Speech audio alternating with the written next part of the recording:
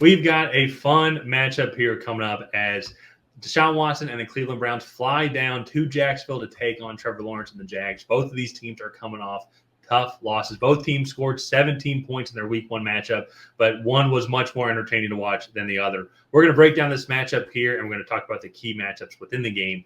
And at the very end of the video, we're going to provide our predictions. But before we get into that, if you have not already, go ahead and subscribe to the Tracy Take. And while you're at it, leave a like and a comment to let us know who you think's going to win this game. Throughout all of our week one prediction videos, we nearly hit 100 new subscribers, so welcome to all of the new subscribers.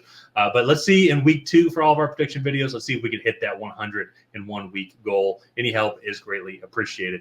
Ryan, so let's talk about the Jags game, the Jags first, just because they should have won against Miami in week one. They were up 7. I think it was 17-0, or was it 14? Yeah, it was 17-0, and they had I think it was 17-3 when ETN fumbled on the goal line. No, it was 17-7. When I think it was 14-7. And it was 17-7. Sorry. But they had control of the game. Either way, they definitely had control of the game, and Travis Etienne unfortunately fumbles the ball at the 1, and then Miami it then ends up a touchback here. Next play, Miami does Miami. And Tyreek Hill, for the second time in that day, caught speeding, going down the end. I'm sorry, I just had a joke there. I hope all that gets figured out. But Tyreek Hill, 80-yard touchdown, and boom, it's now back into super close game, 14-point swing in just a matter of seconds. And so that's just what Miami does. And then after that, Jacksonville just seemed to they did a great job keeping them to field goals, but unfortunately fell just short. Cleveland, though, game seemed over from the start. They are going up against Dallas, who Dak Prescott, who was very happy today as he woke up to a nice big contract. But Cleveland, I don't know what it is with Deshaun Watson. Maybe it's a play calling thing. Maybe it was. And I to be fully transparent, I stopped watching like in the fourth quarter because the game was kind of just over. But watching the game though, they just seemed out of rhythm. Dallas seemed really good offensively, to be fair to the Browns defense, but it seemed like the Browns offense couldn't get anything going, which is just kind of wild to think about, just with all the talent that they have here. What are some of your thoughts on both these teams for both these teams week one matchup? Yeah, and so I'll start with the Jags and just kind of touch on them before I get into the Browns. I thought the Jags did some good things. You said it, they should have won. They should have probably won 24-17 or 24-14 or something. But they had the fumble on the 1. They let Miami back in it, and they ended up sneaking it out 20-17. So that is a tough loss. I think going back this week, they're at home, having their home opener, and go back, just I think working on the fundamentals, working on holding onto the football, catching the ball with 2 hands. Not that I really felt they struggled with drops, but like just making sure like you're doing all the little things correctly. And because I think that's where they lost against Miami, is just the little things. And so going forward, they have this matchup against the Browns, who I have to say, like, our mom is a Browns fan, and she and a lot of our uncles like had fairly high hopes coming into this year. Like Deshaun Watson was coming back; he looked good before he got hurt in Week 6 last year. In parts. This was one of the worst quarterback performances I have seen from a supposed to be like high level starter. Oh, he's getting what, $50 million, something like that? Yeah, fully guaranteed.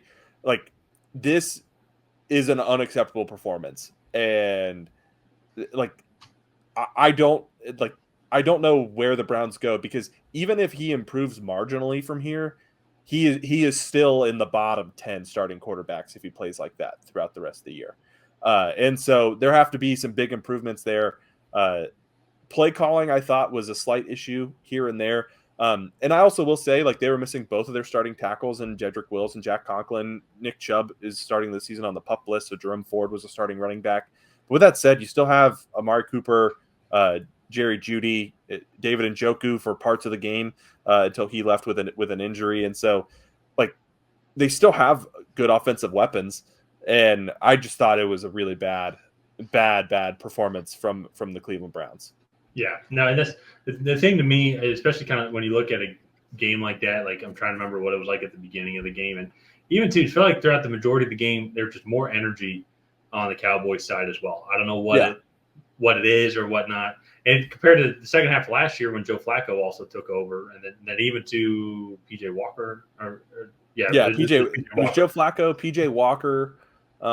There's another one. they had the rookie quarterback that they drafted as well. I'm blanking on his name, but there's a higher energy. I felt like with the team, even in close matchups. Like I don't know what it was, but it is week one. It did have some injuries, and there's some even injuries to the Washington going into this game as well with the with both sides of the ball. But Cleveland, though, it seemed like there's a little energy. I agree with you on the play calling as well. Jacksonville, I thought they do what you did in the first half, and then right up until ETN fumbled the ball. And I thought they played decently well against still a good playoff caliber Miami team.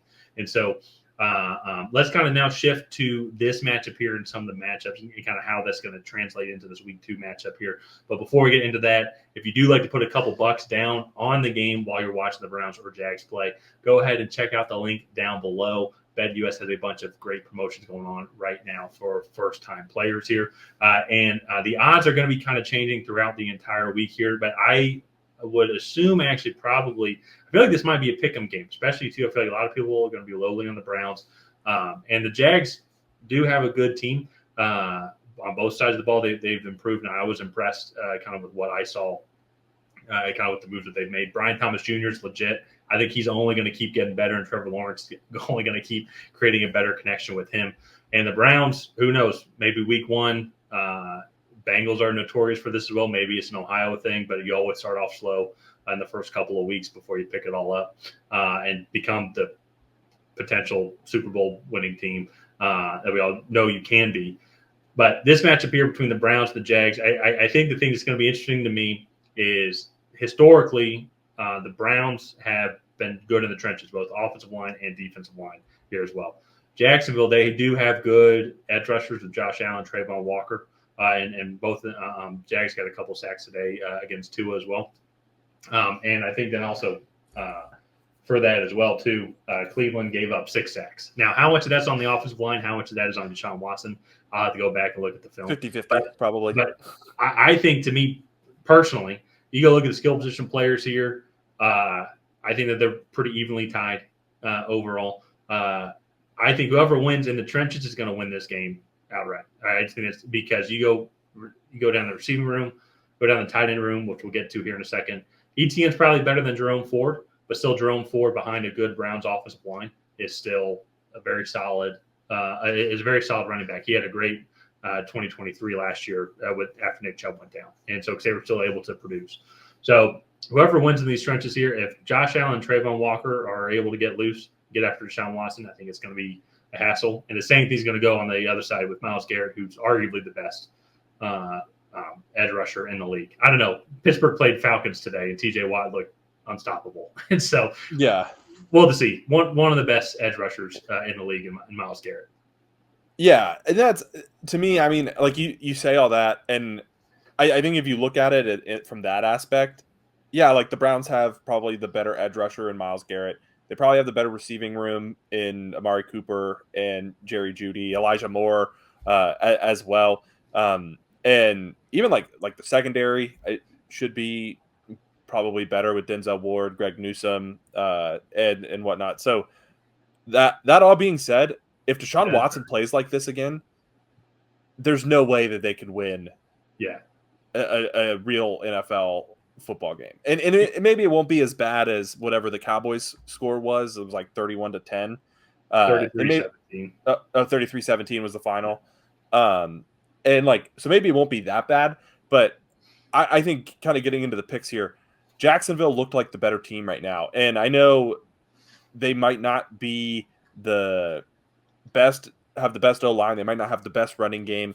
And they might not be the best at stopping the run. I trust those edge rushers to be able to create Deshaun Watson, especially if those two starting tackles are not playing. I trust Deshaun Watson is going to make some errant throws and some mistakes. And I just think Jacksonville is going to be the better team here. And I know maybe I'm overreacting to like a absolutely atrocious week 1, but the Browns just did not look right. Well, and that's where, and it's you had a fair point too earlier about the secondary. And so I said skill position players earlier. I meant the receivers. I think skill position player wise on the defensive end, yeah, I do think the Browns have a better defense overall. But that defensive front though for Jacksonville, and really that front seven, I think is going to be can provide a test, especially too if the offensive line and Deshaun Watson they're just not in sync and are just not playing well at all. So one injury to watch as well. Tyson Campbell did leave today's game against the Dolphins with a hamstring injury. So especially to a hamstring, that's going to be something to watch overall.